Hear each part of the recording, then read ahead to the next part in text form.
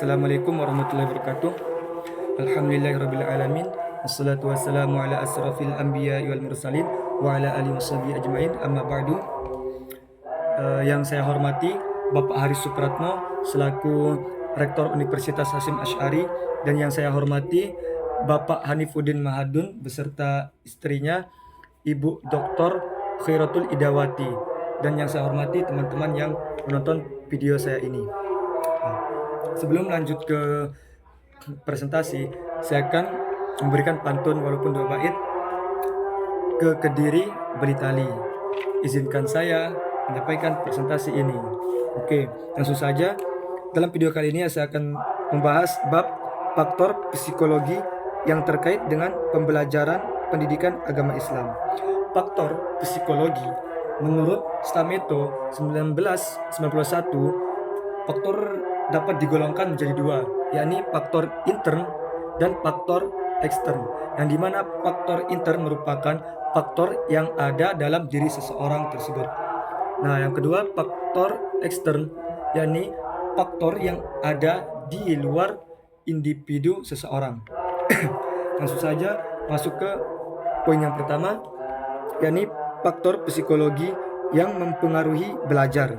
Nah, faktor ini mempunyai beberapa poin. Yang pertama, fisiologis, aspek psikologis, kelelahan, lupa, dan kejenuhan dalam belajar.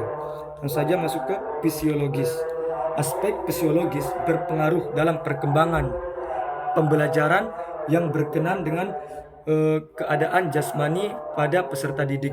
Nah, lanjut ke aspek psikologis, yang dimana aspek psikologis dapat mempengaruhi kuantitas maupun kualitas pembelajaran siswa, baik dalam tingkat kecerdasan, sikap, bakat, minat, dan motivasi terhadap pembelajaran tersebut. Nah, dalam aspek psikologis terdapat beberapa poin seperti inteligensi. Inteligensi dikaitkan dengan kecerdasan. Kecerdasan merupakan salah satu aspek penting dalam psikologis. Yang kedua, perhatian.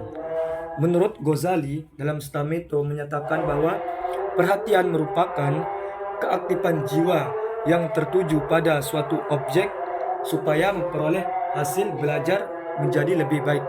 Nah, yang ketiga, minat. Yakni minat merupakan kecenderungan yang tetap dalam ketertarikan proses pembelajaran. Nah, yang keempat, bakat. Bakat merupakan kemampuan pada diri seseorang untuk mencapai suatu keberhasilan. Yang kelima, motivasi siswa, yang dimana motivasi siswa merupakan dorongan terhadap seseorang supaya semangat, yang mulanya dia tuh down dalam belajar, supaya dia menjadi lebih semangat. Nah, lanjut ke yang sikap. Di sini sikap merupakan perilaku yang ada pada seseorang. Nah, yang terakhir baru kematangan. Kematangan biasanya sering disebut juga sebagai puncak seseorang dalam proses pembelajarannya.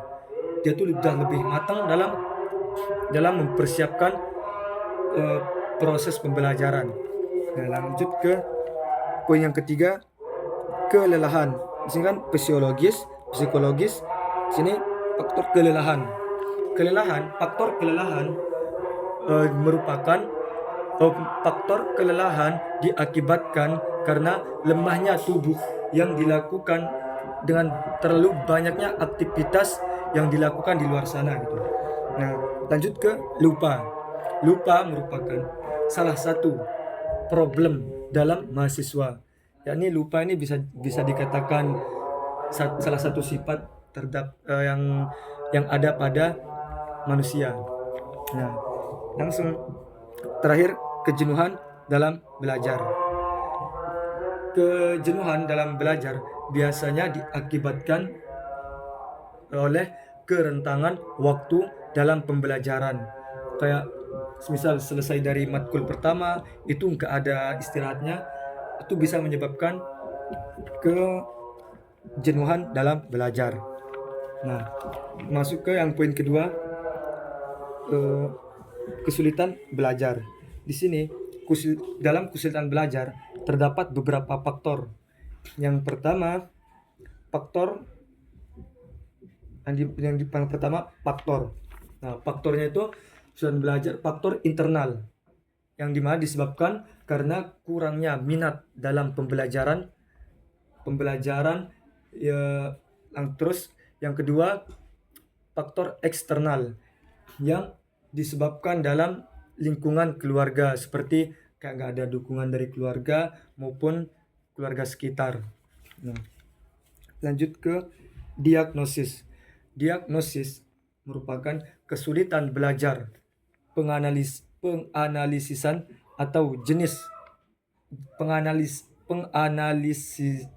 penganalisisan jenis atau penyebab kesulitan belajar siswa sebagai dasar perbaikan dalam pembelajaran yang tepat. Yang ketiga, faktor alternatif. Faktor alternatif dapat dilakukan dengan menyesuaikan pembelajaran seperti bimbingan, memberikan metode yang mudah supaya sukses dalam proses pembelajaran tersebut. Langsung ke yang C, transfer dalam belajar. Di sini dua transfer. Yang pertama, transfer vertikal dan lateral. Transfer vertikal merupakan penyampaian pengetahuan yang telah disadari pada siswa tersebut. Dia tuh sadar akan kekurangan pada siswa gitu. Nah, baru ke yang kedua, lateral. Nah, lateral, transfer dalam belajar lateral merupakan penyampaian pengetahuan yang memiliki tingkat tingkat kesulitan dalam belajar seseorang. Lanjut ke yang D. Di sini prestasi belajar, yang dimana ini simbolnya kumbang. D, terdapat 3 poin penting. Yang pertama, kognitif. Kognitif berkaitan dengan kemampuan berpikir dalam pemecahan suatu masalah. Yang kedua, kognitif. Kognitif berkaitan dengan sikap nilai, minat, dan motivasi dalam belajar. Nah, yang ketiga, afektif. Afektif merupakan lebih berkait dengan nilai, minat, dan keterampilan. Langsung ke yang terakhir, psikomotor. Psikomotor di sini dikaitkan dengan penyampaian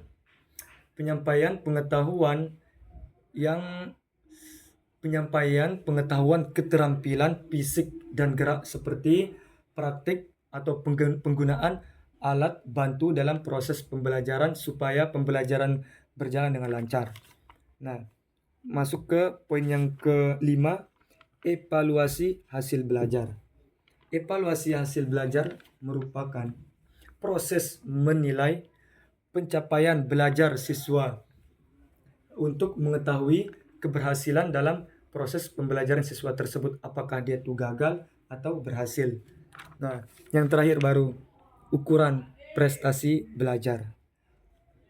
Ukuran prestasi belajar biasanya dikaitkan dengan alat yang digunakan untuk menentukan tingkat pencapaian dalam pembelajaran siswa. Kayak yang semulanya dia tuh nilainya 50, dikarenakan dia tuh agak giat dalam pembelajaran, jadinya dia semakin baik dalam pembelajaran. Baik, mungkin hanya ini yang bisa saya sampaikan, kurang lebihnya mohon dimaafkan. Sekian, assalamualaikum warahmatullahi wabarakatuh.